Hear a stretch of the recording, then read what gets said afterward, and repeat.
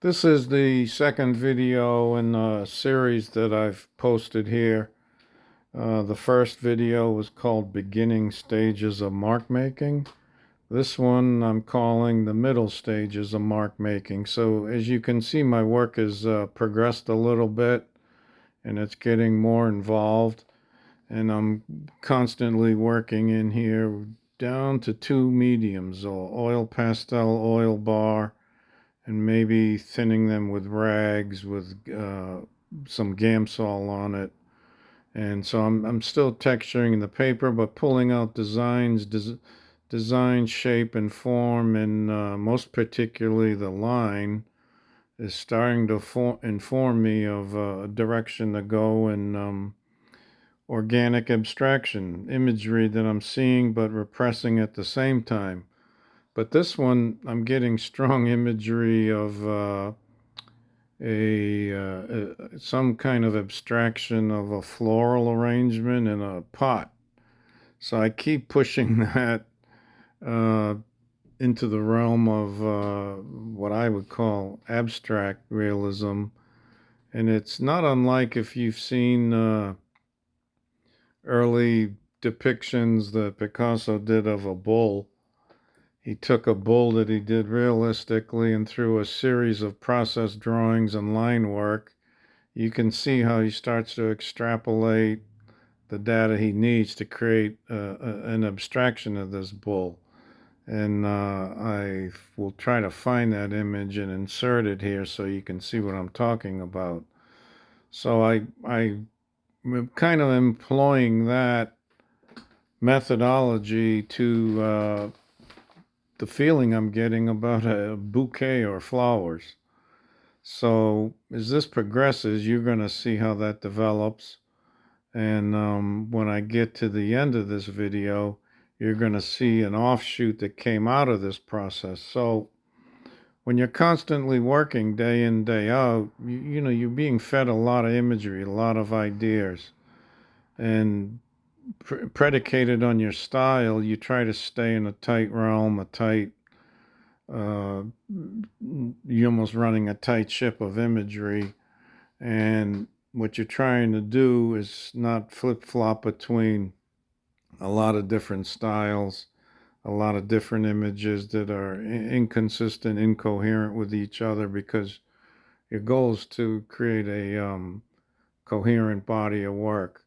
But I think you can have contrast and have counterpoints within your work which help you grow. And I find that abstract realism runs a course that's so tightly paralleled to pure abstraction that it's always a good exercise to refresh your mind, refresh your pursuit to kind of break those boundaries, see what will happen, take a chance.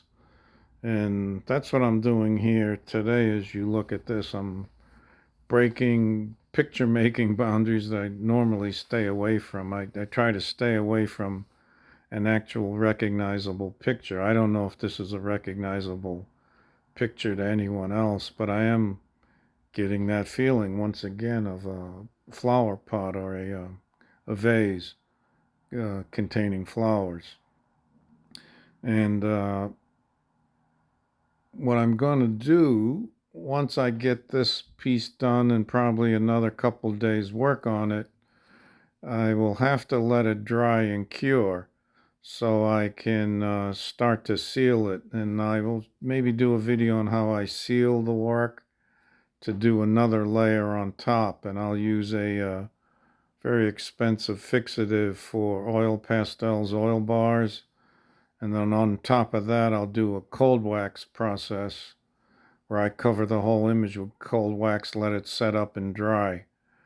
And then I can start to work on top of that. But I may not work on top of the cold wax. I'll just work on the fixative that I spray on top because frankly, I haven't worked on top of cold wax yet, so I don't even know if it works. But I will try it and try to figure out other ways to archivally secure this medium because it's quite volatile and and can be dangerous. It can scratch and it never totally dries, but I get them to dry pretty well. So that's a good video to show how I reach my final process and just start to prep these for archival. Now you'll see here I take this down, and I got a wild idea in the process of this to open up my acrylic paints and start working in my acrylics on a Fabriano Artistico, just luscious watercolor paper. And I'm working very free form here, having a lot of fun, breaking the consistency down to watercolor paint almost. And these are other things that I might explore.